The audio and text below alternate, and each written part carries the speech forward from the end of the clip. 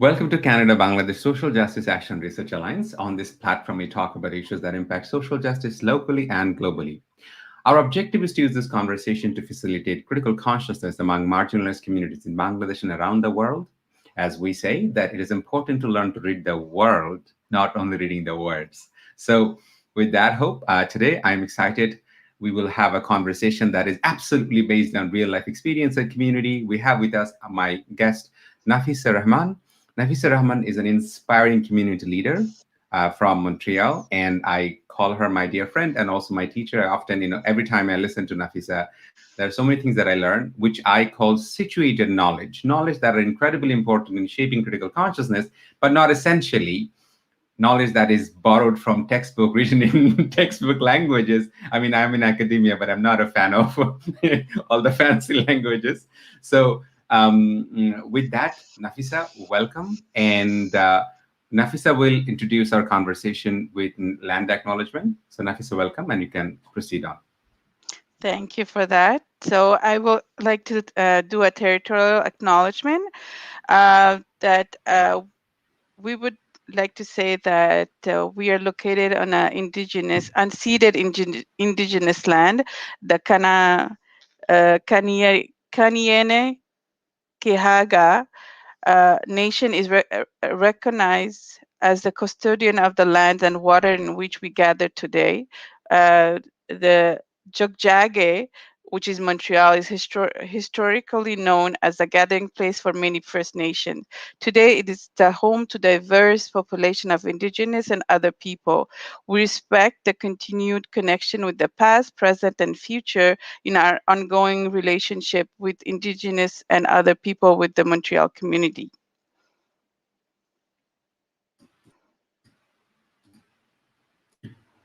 Thank you, Nafissah. The first question or starting point that we would like to know from you is that please tell us about yourself and your journey into doing a lot of community work and where we're situated for us and for the audience. So we migrated in Canada in '88, and that was the first experience for me with the frozen land, And the first year was tough because we did not know the language, but as soon as I got to know the language, thing happened. I grew up in Little Burgundy, and mostly in libraries. And I have to say that I think my first experience coming to activism, I was like nearly 9 years old, and I didn't think of it that activism back then. It was something called an organization called Les Scientifiques in Little Burgundy, and since then it was 4 researcher women they were trying to empower little girls to go into different fields other than the conventional field, which is teacher, maybe secretary, and all this. And so I've learned in my understanding critical thinking from there. So there's always a solution for everything. You have to be curious, and you have to maintain your curiosity all the time. There are 5 things now I don't remember, but I still do them, like remembering to be curious, always never give up on something that you don't know, and you could always learn. So libraries, we had one library, public library, and I grew up in it. And then I pursued my studies in humanities in Dawson College, and then I did linguistics and translation. And funny thing in linguistics is that you learn to say that, all language are beautiful because, they have history, and they cannot be overpowering one another. And when I hear such thing as, oh, this language is more beautiful than the other, I have questioned. And also we learned that we always speak the language of the conqueror. So how could this be not nice and this be more beautiful? So this question, I think this is how I came to my life of questioning everything. Oh, well, somebody's saying this, maybe there's another answer to this. I don't know, but maybe let me figure it out. And you do come to different conclusion, that there cannot be one conclusion. So that's how I came to be more active and always questioning things. Yeah, I mean, you have touched on something important, that is language. I mean, I did not know the meaning of lingua franca. What does it mean? That it's English and French? Is that not all the languages are equally politically, culturally, socially important? I mean, in Yeah. Bangladeshi context, if you speak English, you're of this certain kind. So language actually tells a lot, and I'm really happy when you said that, your entrance in understanding the world. Now, Nafissah, I mean, in any of the conversations, when I hear from you, things that I learn from you, which comes from your experience, which comes you being involved in the community, uh, that gives me a lot of clarity, which not necessarily I get it from reading texts all the time. Mm. And as someone, I mean, my day and night, that's all I do, reading.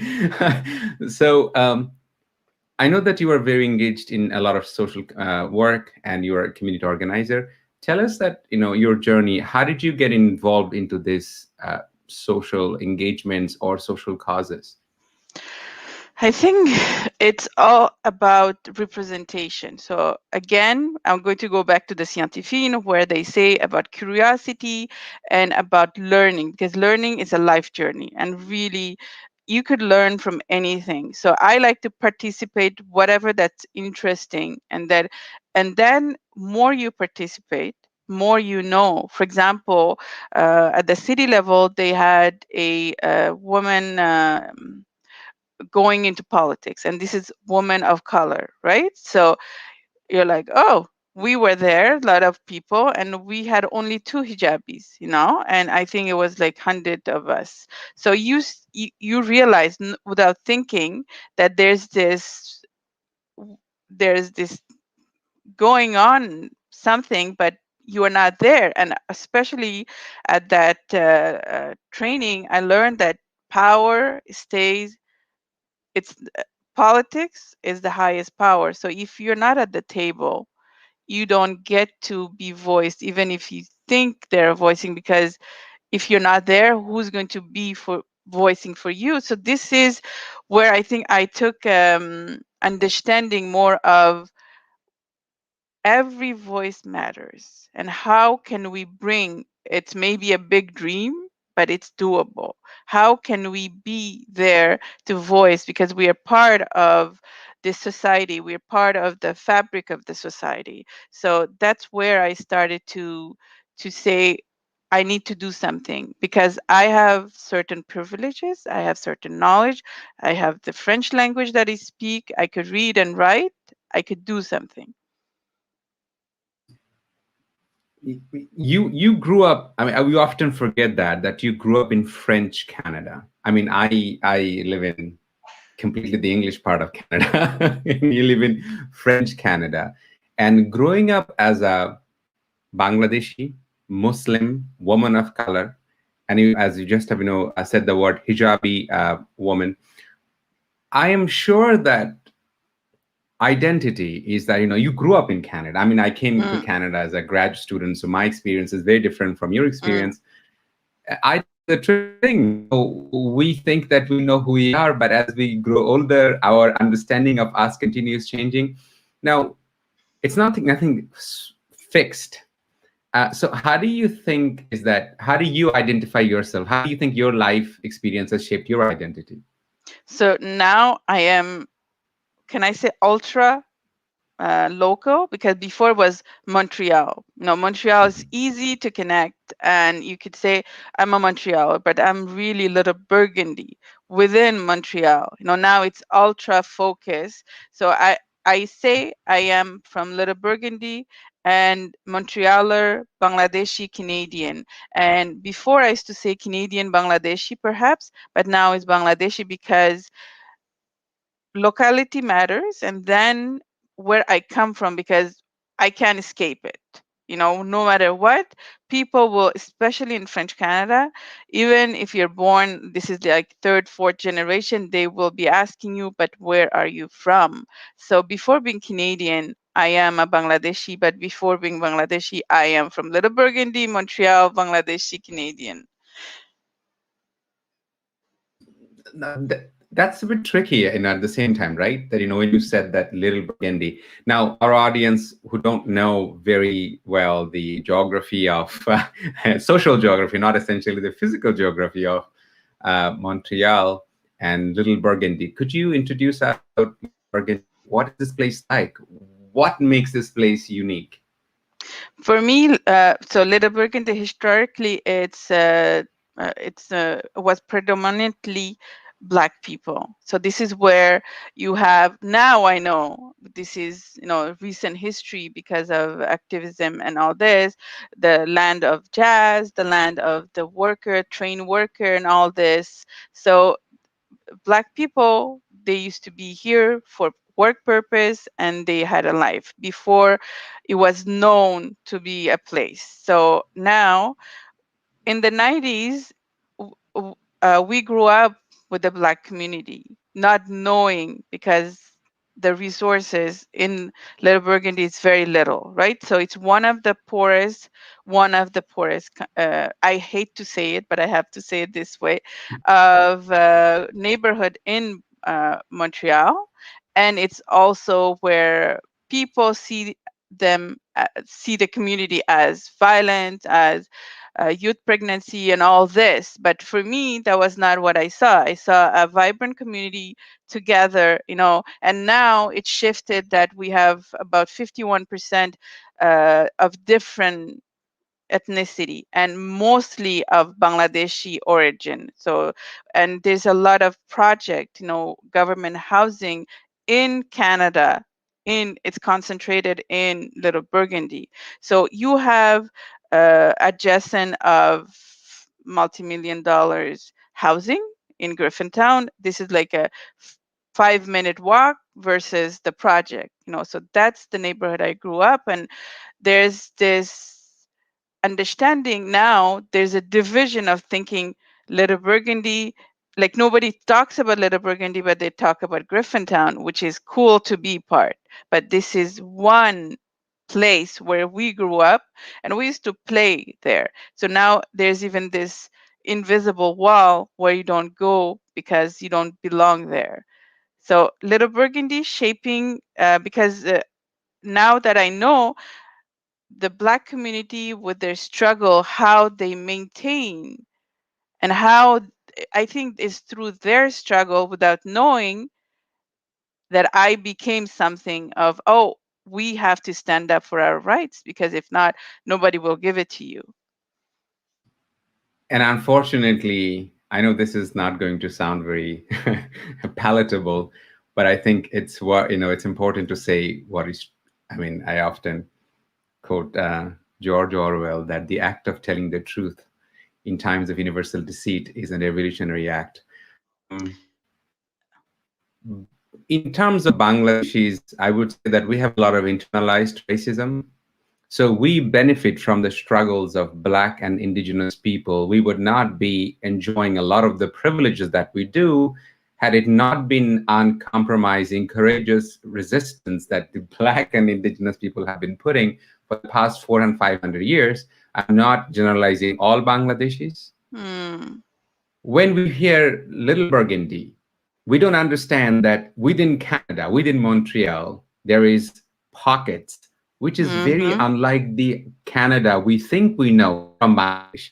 From Bangladesh, Canada is a land of milk and honey. Everything is beautiful, nice, and all of that. But where a lot of Bangladeshi community, you and I, we live here. We live here. But if you tell to another Bangladeshi, like, oh, there's a problem in Little Burgundy, you might hear that, okay, why are you here? Go back to Bangladesh. So my question to you, um, do you see that not all Bangladeshis recognize that the privileges that we enjoy, and we try to distance ourselves from Black and Indigenous community? And how do you feel about it? Well, I mean, when you said the quote, I got goosebumps, because I was like, if you don't name what is happening, it's never going to become real, because it's going to be unknown till you name it. So Mhm. do we have biases because Mhm. people don't like internalized racism? But this is the Mhm. same thing. Do I have biases? I do. I do accept that I have biases, and they're unconscious biases. Sometimes they're conscious, but I'm not really sure of what's going on. But it's up to us to say that we need to work on them. So I'll give you a concrete example. My mom says, I have a very big cause, that is homelessness, and I didn't understand. So I had to work with two people. One, the pastor was a youth homelessness, and there was a sister who adult homelessness. And these two people have taught me about humanity. Where I say this because my mom would be like, oh, like in Canada, we can't have poverty. That's not possible. It's in Bangladesh. So I have to have this conversation with my mom saying, yes, we can. And well, there's so many system in here. How could they be poor? How could they be on the street? But we forgot that trauma, the lived trauma, generational trauma. I did not know about generational trauma, how it passes on. So like when I see people on the street, I don't say, oh my God, they're lazy and they're bummed, because that's what people say. How could they be on the street in Canada? That's not possible. But if you don't know that, till now, Indigenous people don't have clean water. You and I are privileged to have clean water, heating system going on. We could do like their groceries are so expensive because they live in secluded places. So we don't think of this stuff. And this is their land. I mean, I have come to your home, and I don't give you access to water. I don't give you Mm, access to basic. I mean, sometimes, I mean, I would say it used to be at one point intellectual rage in me, but now it is, as days, it's becoming a kind of sadness that very hard to avoid, but that keeps me spiritually awake. I think it's one of the challenges of living in academic, logical, rational spaces, that we want to understand everything through the academic languages, rationally, intellectually, but we are essentially and inescapably spiritual beings. So, what was once an intellectual rage is turning into a kind of ever alive sadness present in me to understand that we live in indigenous land, their land, and they don't have access to safe drinking water. The unmarked graves are coming out, which is mm, exposing Canada's colonial cruelty. Nafissah, mm. you are a Bangladeshi Muslim immigrant woman, and you have grown up here. But you and I are inescapably hyphenated Canadian. Tell us, how do you feel about it? Do you think there's some fact to it when I say that you and I are hyphenated Canadian? I mean, already when people ask me where you're from, so I have to, whether I like let's say I was born here, maybe I don't have that connection, but I still will have because of my skin color. That's a fact. I chose to wear the hijab. That's another fact, you know. So these things will, like, even I said to myself when I was having issues, like, let's say I take off my hijab.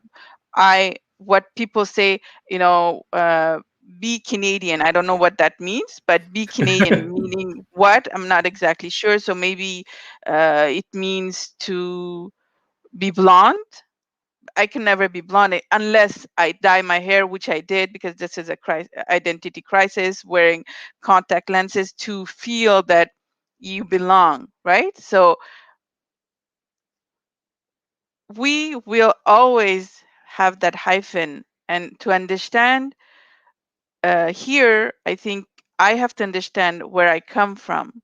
and I have to be proud of everything that represents my culture, the beautiful, the ugly, and not so nice about Bangladesh, and accepted that that's okay. Often, we would be called the third world, but third world meaning, according to you, the Canadian perspective, what does that mean, third world? Well, let me tell you that the third world is because of your perspective and because of your privileges. When I was in college, I learned that that was in the 2000. So we were world population, 3% of world population, consuming 60% of world population. Resources. So can you imagine? So it means I'm eating, being on my treadmill, and criticizing Bangladesh for being third world country. Well, I am responsible here for many things that's happening around the world. So that information makes me proud to say, yes, I come from this land of green and beautiful and not so beautiful. And I also come here, the land of not so beautiful and beautiful everything. And I hyphenate that. And how can we become a world of lending hands, so that everybody could be at the same position and not one over the other? You are a parent. I too am a parent, and I think that is incredibly important. It's to speak courageously about certain matters. Also, being an educator. I know that when I've been teaching for a very long time. So in Bangladesh, um, in schools where the curriculum comes from Cambridge, from Wow, Britain. I did not Yes, know that. yeah. Not all the schools. So there are different school systems in Bangladesh. The elite school system, where I taught economics for a very long time, the curriculum comes from Britain. So once one of my students, now he's doing his PhD now, he said something incredibly powerful to me. He said that, when I was in my third grade, I just saw a painting done by one of the most famous painter in Bangladesh, Joinul Abedin. And I just learned, just a painting of poverty and, hunger in Bangladesh. But it took me to be a graduate student. It took me all the years becoming a PhD student to understand, oh, by the way, that was a famine that was entirely designed, engineered by the British policy, Winston Churchill, that 10 million Bengalis died starving.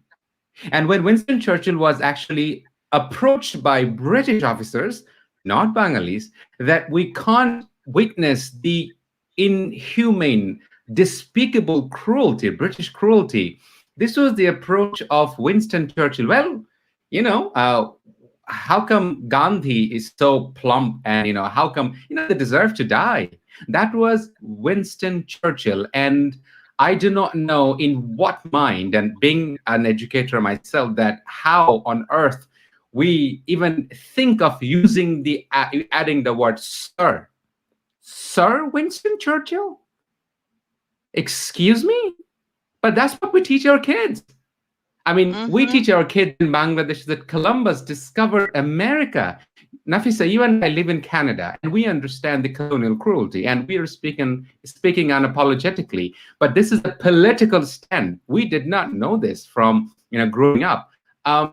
So I absolutely admire when you say that I choose to be who I am. I wear hijab because this is who I am. I love wearing Punjabi. But because of the increasing Islamophobia, sometimes I wear Punjabi. But when I walk by the roadside, I feel intimidated. I feel scared. What if another truck guy sees, oh, there's a brown guy wearing Punjabi, decides to run over me? Yeah. So, that sort of thing. So I think it's important to speak courageously and truthfully, not presenting sanitized Canada in front of the world and hide this colonial cruelty. Dilara has asked a question, and it's a very good question. Thank you, Dilara. That to you, that could you please share with us how did you manage between Islamic practice and French Canada culture while you were in your early teen? Incredibly important question.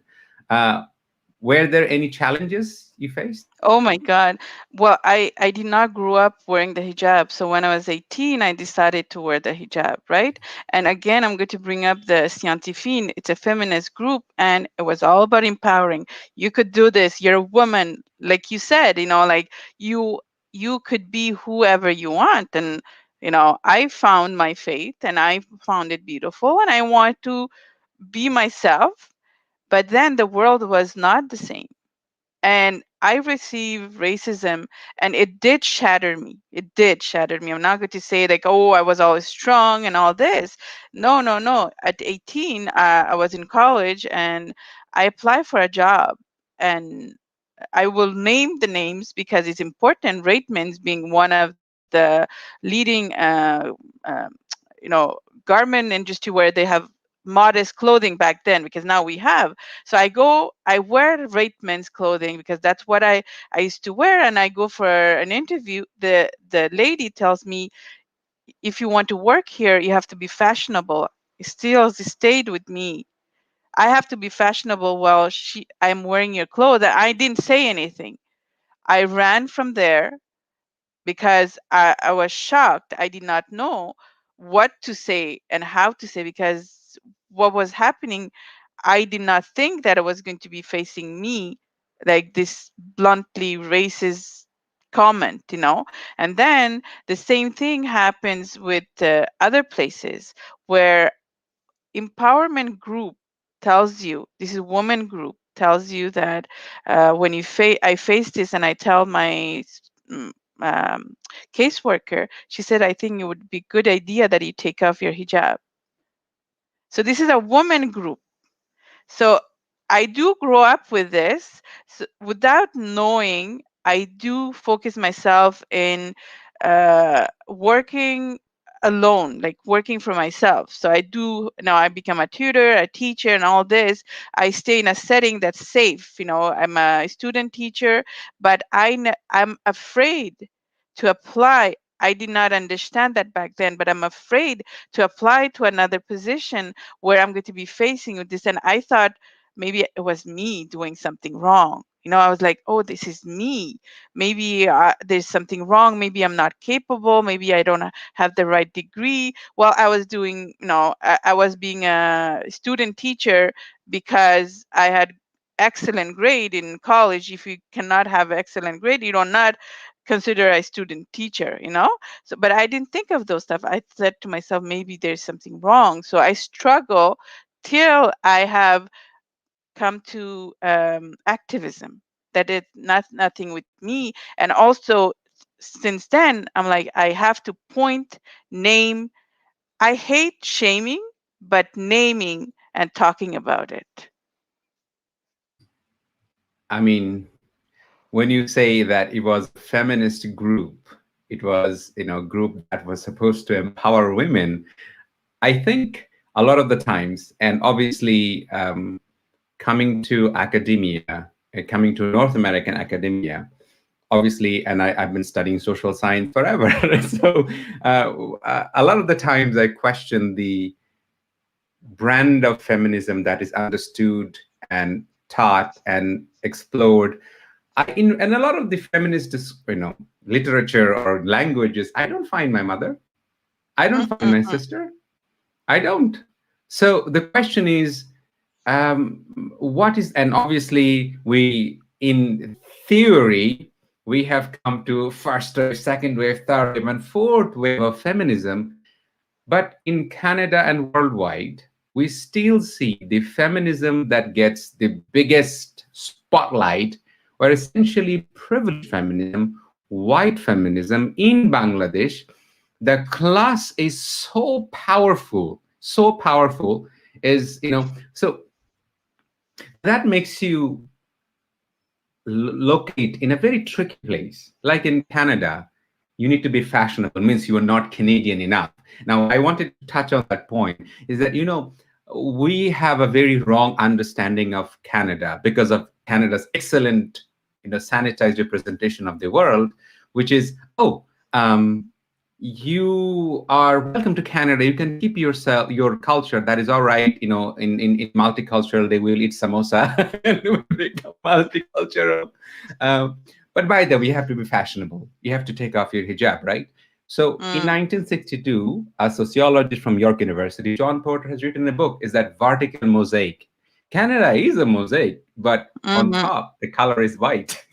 So that makes you locate in a tricky place, because now you're in Canada, you speak French, you speak English, you grew up here, but you're not fashionable enough. You're not Canadian enough. But then when you go to Bangladesh, but then again, you are not Bangladeshi enough. You don't speak essentially the elite ways of speaking. You don't essentially embody the cultural capital. It's like, oh, do you know Rabindranath?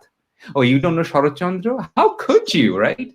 So you seem to be suspended in a space between the hell and the heaven, in the purgatory. You are forever trying. I mean, when I say you, I mean you and I, or many people who grew up with this. How do you see that? Do you see some materiality in that? Of course, this is finding yourself, and I still haven't found myself, right? So again, this question of, if I take off this piece of cloth, will I be Canadian enough? No, because my skin will still remain the same. If I started to dress up, I don't know what it means to dress up, like let's say, showing my skin more, will that be enough? Because then, oh, you're too conservative. What that means. So I went to Bangladesh in 2007, and I went with my chacha to open a bank account, and I had on me 500 takas of shalar kameez. So the bank lady did not allow us to open an account because I wasn't dressed properly. I did not know that. Me, that's the Canadian part of me that thinking, oh, dress doesn't matter, but even in Canada will matter. I'll come to that, but like these things don't matter, or your status doesn't matter. But in Bangladesh, it's blunt. You could see that I went to shoppings and it's hot. Like I need to wear cotton stuff. I can't wear fancy stuff anywhere. So it didn't matter. But people did not serve me the same way as they served this person who came by the car. They had the driver, and I'm not used to those things. I even did my shopping, my grocery bazaar in Bangladesh by hand because I'm so used to this. And people used to, I would not say mock me, but it's like, what's going on? So there's this, am I Bangladeshi? No, I am not, because I don't know this social construct of how to conduct myself in there. And when I come back in Canada, I am not Canadian enough because I apparently have an accent. I have the skin tone. I have visible things going on for me. So I am never enough to be either Bangladeshi or Canadian. So I become very local.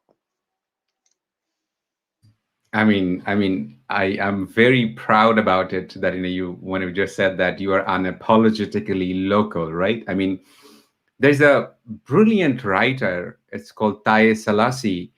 She talks about that. Basically, where are you from? She gives wonderful acronyms to that, and she has explained it brilliantly. That, am I from Bangladesh? She's not from Bangladesh. She's talking about basically the whole idea of being local is that, what are the rituals I do? What are the restrictions that I am defined by, confined by? Is my body able to move through spaces, social and political and cultural spaces without restriction? No. In Bangladesh, because you are wearing a 500 taka salwar kameez, you are perceived in one particular way, right? And then the space is that basically I don't know. And to speak about these things unapologetically is incredibly important. It's incredibly important. Now, Shongita has asked a very important question, is that Nafissah, can you also reflect on the pressures and challenges you experienced from your family and community and the complexities resisting one's own in an already hostile, larger environment? I mean, she asks always brilliant questions. How do you answer that? I mean, there's so much I want. Please go on. So I think being in Canadian land and also maturing with age, it's different perspective than when you're young, right? So I work in the health system as a interpreter, what is it called? Cultural interpreter. So I see the youth when you don't have the tools to say, this is not me, this is my mom, my family.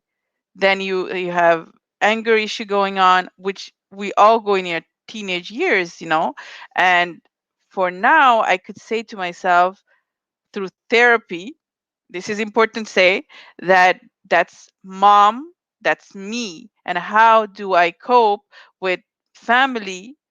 And also in Bangladesh, a beautiful saying that hater pachangul is not the same. I learned this from my auntie, and I I put this to myself that not everybody will be the same, and not all the understanding will be the same. This is now. So the pressure of saying, and again, finding your own identity is so important. And knowledge is how you form yourself, you shape yourself, and to say this is okay. And also I think the base, when you're at the you have a basic, like for me, I have my Bangladeshi values from my parents, which I say, okay, I think this is okay with me. And I also learned to say, maybe, it's not going to be okay later on for my kids that are, from their father is from a different culture.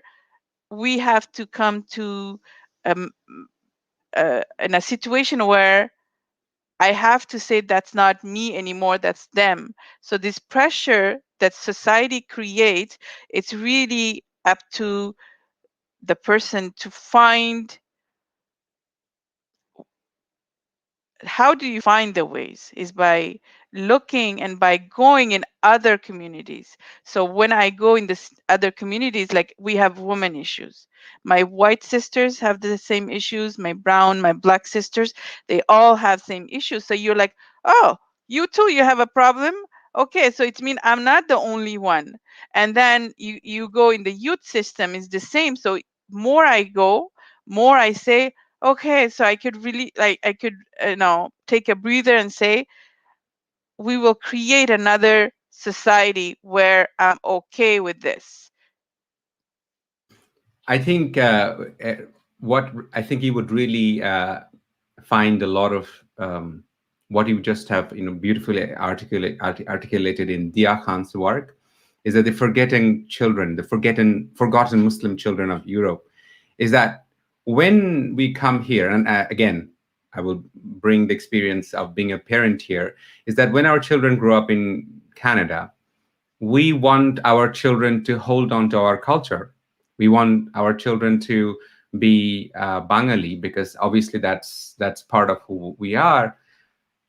But I don't think about the implications my child will experience when she goes outside the house, and failing to become a Canadian is going to be costly. It's going to be costly. Yeah. And a lot of the times we are afraid to talk about our own problems. Like, we are not unaware of the problematic, brutal practices in many Muslim immigrant communities, and Canada is no different. I mean, when it comes to, I'll come to that in a bit. But speaking about, you just have mentioned, that their father, your children, and their father is from different cultures. So what I know by knowing you personally as a friend is that your children, they're growing up in a place that is I mean, there are so many vectors that are, that are coming here. That your husband is a Greek Muslim, you are a Bangladeshi Muslim, and you're an immigrant, Hmm. and you speak Bangla, you speak um, English, you speak French, and I'm assuming that your husband also speaks with them in Greek. So, and all these cultures, their nanabari, their grandparents, like your parents, they are exposed to one kinds of, Hmm. ways of being. But when your children go to dada bari and meets their dada dadi, they meet another kind of social realities, right? And I also know that your brother-in-law, I assume, is from Pakistan, right? If a Pakistani origin. So, and I'm sure that we know the animosity, the historical animosity between Bangladeshi and Pakistan, and they are not unaware of that either. So, how do you think that all these forces are actually coming upon on your children, and how is it shaping their identity? I think this is like it's a big question. It's like for me, the boys, because they're boys, I do know that if they're girls, would be a little different. I think so. I'm sure of it. The boys, they have much more. We tend. I don't know. Even for me, like it seems like more leniency somehow, but so when again, my husband is first generation immigrant, so he doesn't have same thing, but he has the same problem as I faced, meaning that there's this distanciation from his culture and his, where he comes from and being Canadian, right? So he became a Muslim when he was 17. So that was a big problem with the Greeks, because Greeks, you're born Greek, it meaning you're Orthodox Greek, you're baptized in the church and all this. So that is a issue. But him being a man, he's like, I don't care, like my culture doesn't matter. you know so when we had the kids, my father-in-law requested that we send them to Greek school. My mom, of course, Greek school, it's mean it's Orthodox. And I think we are brave enough to say, okay, that's no problem. So my children are learning parallel. They're learning, they have a setting which is Bangladeshi based. That's their base, and then they have other branches they could go to. So they know that yaya, which is dadi, and papu, which is dada. So they do call their grandparent in their language, yaya and papu. And then they have my side, which they call nana nanu. So they're learning that it's okay, that you could be this and you could be that too, and it's okay. But you take something more because they know they're Muslim in a Christian setting, and that's okay too, you know, and that Yaya and Papu have Christmas, and we don't celebrate Christmas in our home in the in the grandiose way, but that they receive gifts.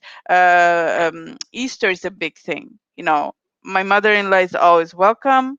So this is, they see this, that this is a relationship we have, and it helped me too to understand that we are in a intercultural marriage, and we have to take from one another.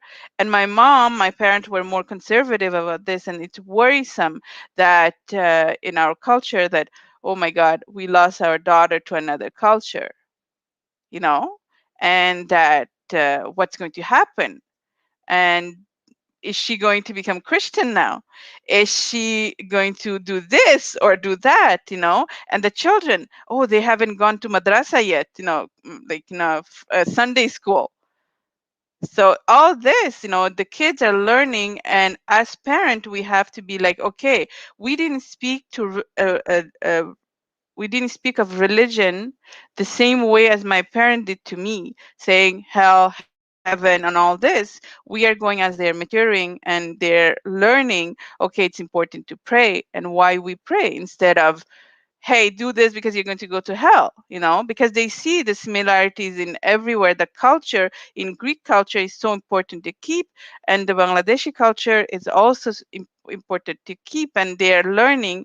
I remember my little son, he went to church, and we had a big cross one of the streets. He goes, "Mom, that Mister on the cross, I saw him at the church." So then I took the opportunity and I spoke about him. Oh, we the Muslim call him Isa alayhi salam, and that the Christian call him Jesus. So there's a conversation like this with my children all the time about why Yaya Papu does that, why Nanu and Nana does that. Like, why are we doing this? So there's always a question of why. And I think that's why they're like, oh, okay, and they move on. But it's not like, why are you asking me this question? You can't ask me this question, because then they'll be like, who are they going to go? They're going to go some other places and learn about them anyways.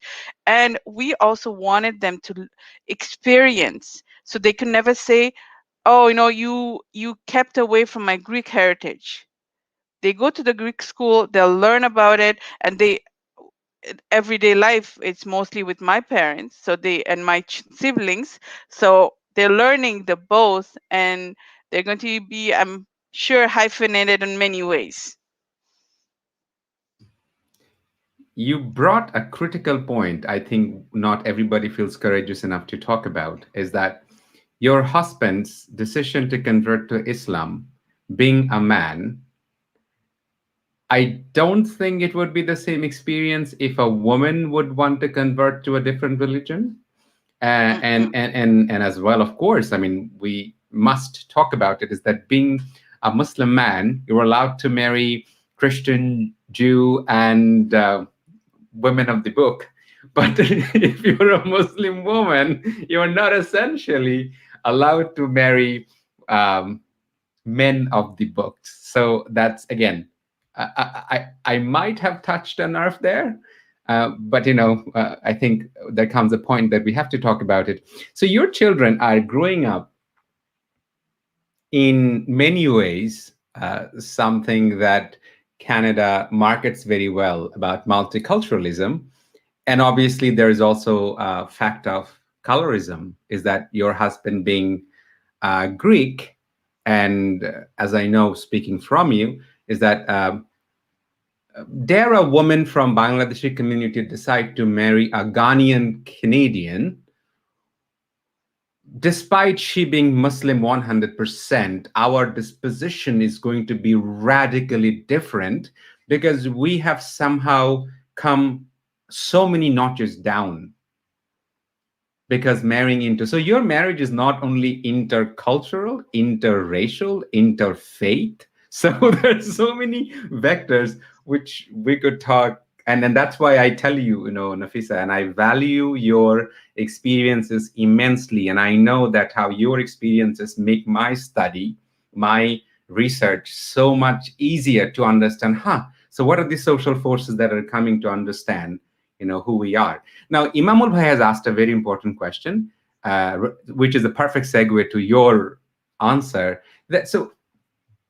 So where are we heading towards? Are we heading towards multiculturalism? I mean, or are we seeing racism? What do you see? Because I'm sorry, I'll just add one more point, is that in Montreal, in Quebec, when that infamous law is that, oh, you can wear a cross, that's a cultural symbol. But, oh, no, you cannot wear hijab, because hijab is not. So where are we heading towards? I was in a meeting, and multiculturalism is it's just a smoke screen, really. So again, multiculturalism meaning what? Like, all this is meaning what? Because, okay, I have this skin color, I'm from the multicultural perspective. Now, if I am whitewash, am I really multicultural? If I'm making laws and I'm helping those laws, thinking that, like, we don't have a translation system in here, we are even going toward something says that is going to be unilingual in Quebec. So everything, when you ask for services, is going to be only in French. So what that saying? So it means even we have white people that are only they speak English, we're going to lose them. So they do have a culture, because when you say multicultural, meaning different culture. Irish and uh, Polish people are not the same because, yeah, they have skin tone the same, but they're not from the same culture. This is what you're saying, multiculturalism. But you do with within one skin color, you could say, okay, multiculturalism, let's say, but then racism is never erased because it's beautiful. Come to the table, you get to stand in the back. Stay in the back because it's nice for the photo shoot and we have you, but we're going to be sitting and taking decisions that are not going to be applicable for you because you're standing way back.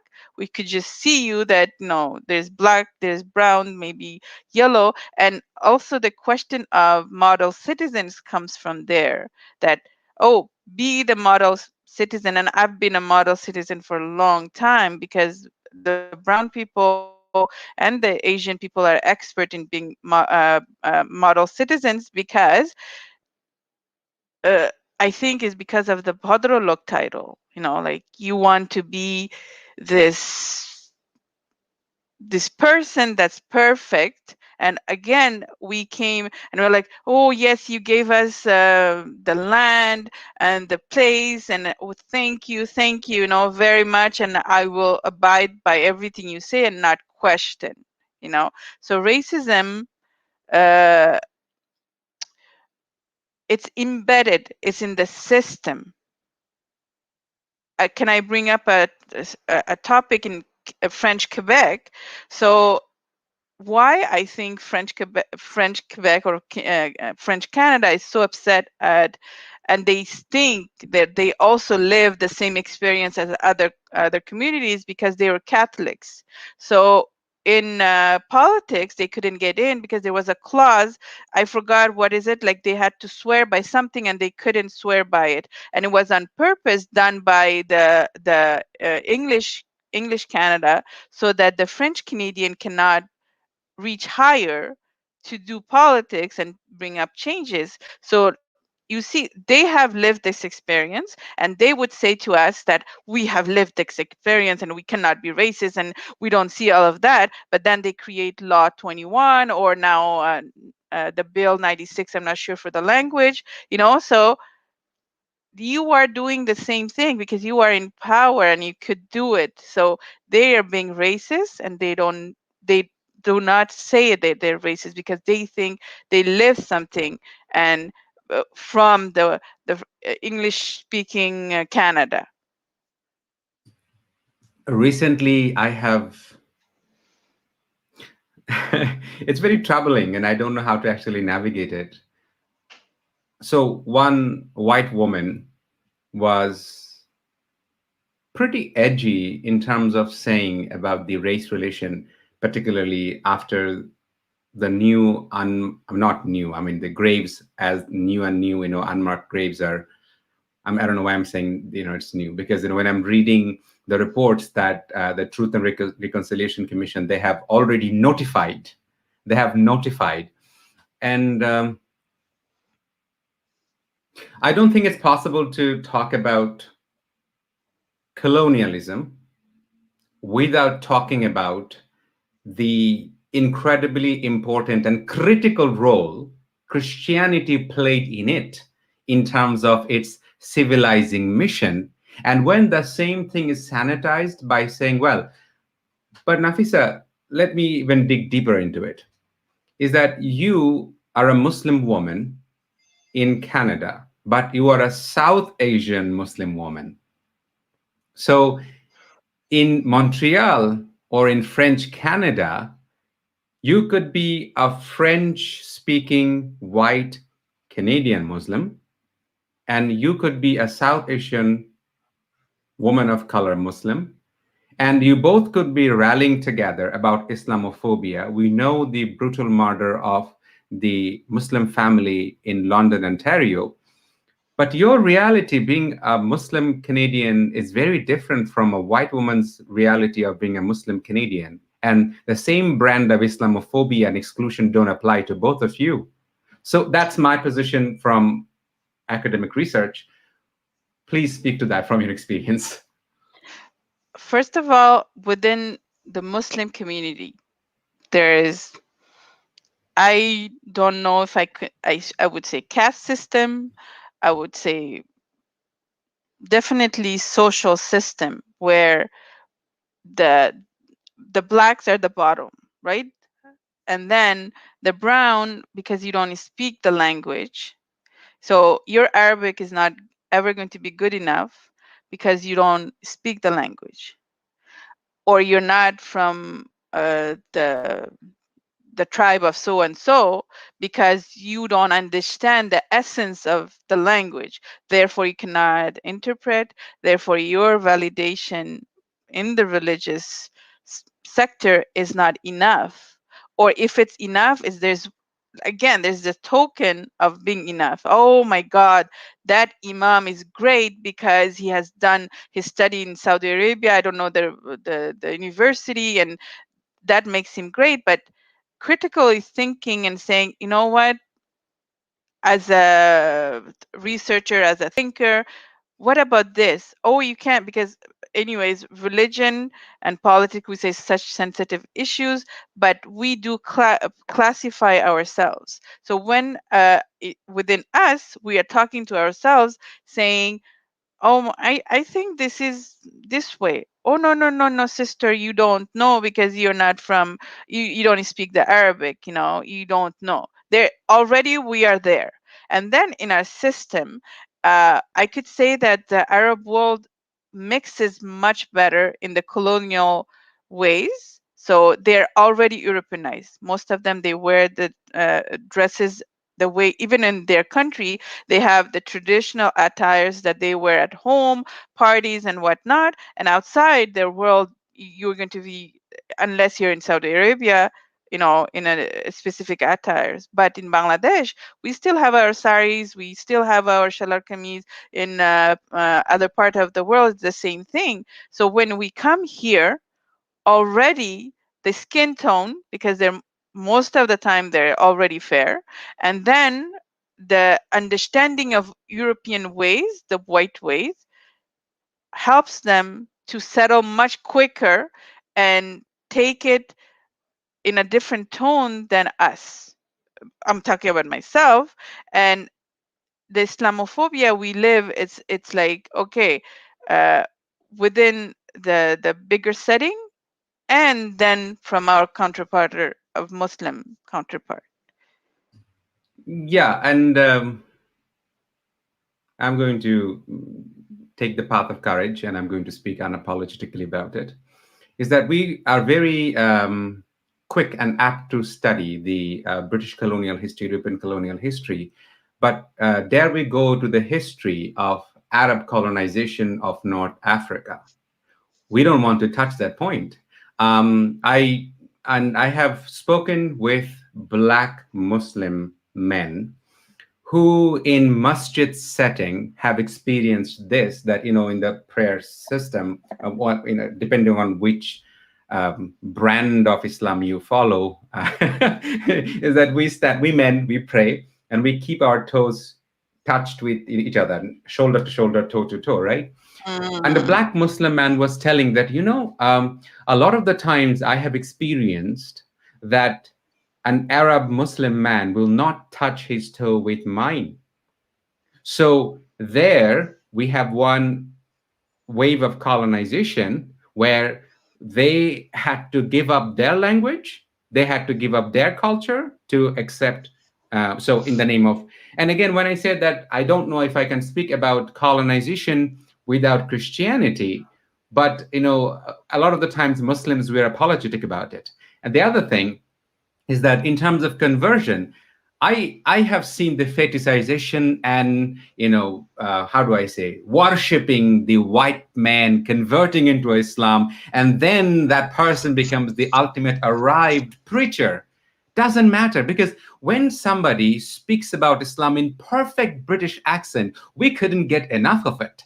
When somebody with a white skin from United States of America with all the European feature speaks about Islam, we almost sort of like go into a kind of embellishment of that kind of Islam. Oh, we have arrived because Islam has gone to America, Islam has gone to Canada. Now that has got to stop. And if we will preach Islam, we will preach the hate within us, but we'll not talk about it. But silence is a violence. Silence is Yeah. a violence. I mean, how long do we choose to stay silent? And if you stay silent, who does it serve? Who does it benefit? Right? So, and we can't It, even talk about. Sorry, Nafissah, no, you. it's okay. It's okay. I mean, like these topics are so hot, and we need to have this conversation, because the reality is that colorism within the Muslim community is so big, we don't even see it. We think, because we have sayings says that uh, we don't see colors. The heavens don't see colors. It's a no color man land. And we quote Bilal, radiallahu anha, and all this, but forgetting that people call the black people Sauda, and with with the a tone that says it all.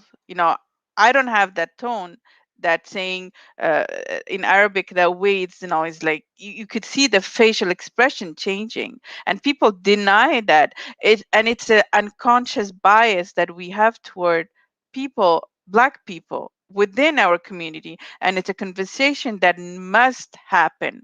That why are we having this? And let's not blame other people. It's because we like everything is white, everything is better. I was talking to this one of my work about, you know even religious scriptures, you talk about halo, which is white and power, like it's beautiful, all the halo. So it's all associated with light color, yellowish lightness, and everything that's bad, that's dark. In every religion, every culture, if you say in Hindu culture, Kali being dark and ugly, not even beautiful, ugly, and she's vengeful. And then you have everything that in Islam is all metaphors. Like if you go to the dark path, you're so everything that's dark is bad. So in our conscious, darkness is dirty. Skin is dirty. We even say, I don't remember who said it, that moila color, moila. So can you be moila? Like, can you be dirty? That's literally saying dirty. So in your conscience, you say you grew up with dirtiness. So you're already associating black people with dirtiness without you thinking about it. So if we don't talk about this, then we're not going to see beyond our prejudice, our biases. And it's important to say it as it is, so that we as collective could wake up and say, hey, what's going on? And I think it will change the mindset then. Now, again, keeping the rise of Islamophobia in mind, I often quote Carl Sagan about it, is that, we can only measure our progress based on the courage of the question that we ask ourselves, and not to stay in the comfort of our narrative, and go. Mm. Now, you being a Muslim woman in Canada, there are so many problematic practices in Islamic Muslim community. Among that is that in the name of Islam, that oppresses women in their homes. Um, but we don't want to talk about it. Could you? I don't know. It's up to you. Do you think some of the things that you could speak and you think is important to discuss? Of course, I will say, oh, my God, you are just putting me in the corner all the time, and I love it. That's not our issue. So I will take my own community. My mom is a very strong woman, and you mentioned many things, like, for example, your mom doesn't represent in the feminist theories and all this. My mom doesn't either. She comes from a village, and I didn't see her for who she was as a knowledgeable person, not of the whole world, but yeah. But then within our community. I'm not going to go in other communities because we could discuss many things, and because it's not my part of something that I know and I don't want to say. But Muslim, like let's say in our community, we have this. I saw this umbrella that shocked me, and it's something from the Muslim community saying the big umbrella was the father who had basically the financial. He had to be the not the caretaker, like the person who was making sure that your needs are all met. And then you have the second umbrella, the mom, which is a caretaker basically, and this is the in a Muslim setting. And then you have the kid, says that the kid has to obey their parent and love their parent. So let's start from the bottom. The kids will grow up, so they will never be the same. So they always obey, even when their parent says something wrong, and they will love them no matter what, even if the parent says wrong. So it means they're never going to become an adult. What is an adult? Is somebody who, you and me, we are equal. We don't have the same mindset, but we are intelligently, equally intelligent. So if I put the wife, the caretaker, because I was blunt, caretaker, so it means she is never going to be taking a decision. So husband, she becomes a widow. Let's not talk about divorcees. She becomes a widow. So she'll have to go back to her dad, her brother, her dad. So she'll always depend on somebody. So it means she can't take the decision of saying my kids will be doing this or that I need to do this. Already is a problem if we have this setting set for us already. So it's a failing state, because what if the husband isn't there and I'm just saying he died? So what happens then? What if she doesn't have a brother? What happens then? What if she doesn't have a father? What's then? What's next for her? So there's no next. It's always a guardianship. It seems to me that there's always this guardianship. But when I read the scripture, I don't feel that I need a guardianship. And this is me talking about me reading my own scriptures. I see Khadija radiallahu anha, she is great. She was 40 years old. She married at 25 years old. Who's going to do that in our time? That's not, let's not even go there. She was a businesswoman. Like we did in my leadership class, we did an exercise, and she was bringing up some description of physical description of other ways. And we would say, oh, this is a woman, this is a man. And in fact, it wasn't. The frail person was a man, and the lady, the person who was walking some kilometers every day, she was a woman. So all this is in our embedded in our psychology, in our mind, that I need a protection. And I see in my community, the Bangladeshi community, often the women that I work with, and mind you, these are young women, these are not old women. So without the husband, they can't move. They can take a decision to say, my kids will go to day camp, whether he or she wants it or no. So the woman is very much a child, like. And when you talk back about saying, well, first of all, even myself as a religious person, I don't see it. They're like, no, no, no, no, that cannot be true. So we need to have honest conversation about this. Yeah, thank you, Nafissah. That was a very eloquent and very courageous answer. That if we and the saying that you can't name it, if you can't name it, you can't tame it. So that's incredibly important. I thank you, Mr. Mumtaz, for saying it very eloquently, that West has right to be naked, but covering head is looked down differently and is difficult. So I think I will add to this point is that West also have the right to be covered when they feel they need to. So that's tricky. I want to ask you one last question that I know that you have an appointment that you have to rush. What would be your advice to young practicing Muslim, more than women, but men. I know that women understand women. I mean, once one of my students said, a female black student said to me in an undergraduate student at university, she said that I have met a lot of my friends who don't know they're white, but I have not met a single black person who don't know they're black. So, and obviously when it comes to gender, that's another. So what would be your insight to young practicing Muslim men to be mindful in a community where we are already dealing with Islamophobia, to be more equitable and just?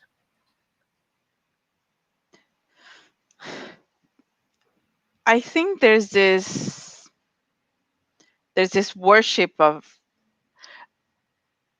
being a man. What is to be a man, a Muslim man?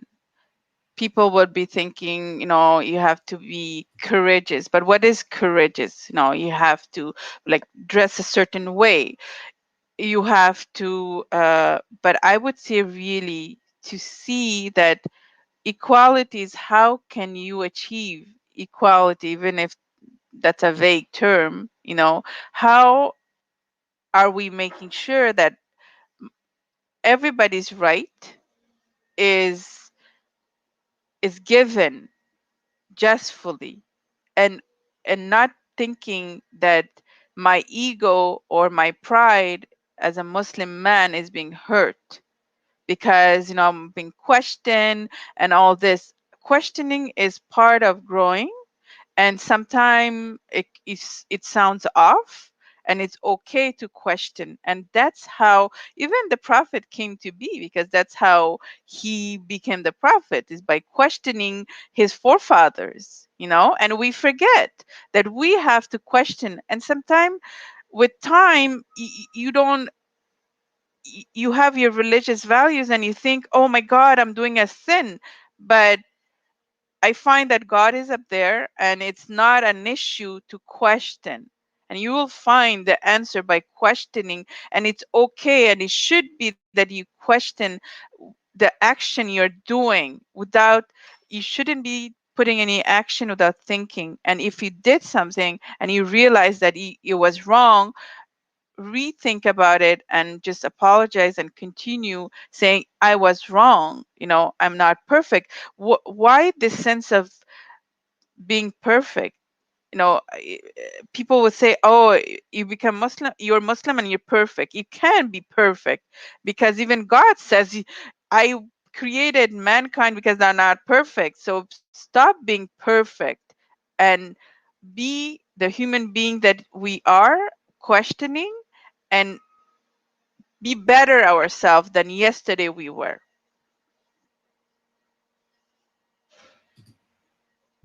Thank you, Nafissah. I mean, you are also raising two boys. I mean, I too am a parent. I think about my teenage son, is that basically how he's growing up, and what are the things that he's doing, he's feeling. How did I think about my own childhood, my teenage time, is that basically what was my worldview, and in how many ways they are problematic. Mm. So if we don't question, but the other thing that I also wanted to add, as you have given the significance of questioning very rightly, is questions are always anti-power. Power don't want and like to be questioned, because that delegitimizes power's ill practices. So and that the whole thing that we have I have spoken, that the whole conversation that we organize is to promote critical consciousness among students. In other ways, is that how do we welcome them to learn to question? So Nafissah, as always, talking to you is pure learning experience, keeping my ground in the feet, and you're doing amazing work. I couldn't tell you that how proud I feel, thinking the kind of work that you're doing, and for your courage and your contribution to the community, and help us to think things through. to perhaps become a more compassionate, kind, and better human beings. I wish you a wonderful day. Drive Thank safe. you. Thank you. Have a good day. Thank you, everybody. Thank you Yeah, for and having me. yeah, and I look forward to having future conversation with you as well. Have a wonderful day. Bye bye. Okay. Bye. Thank you, audiences. Bye.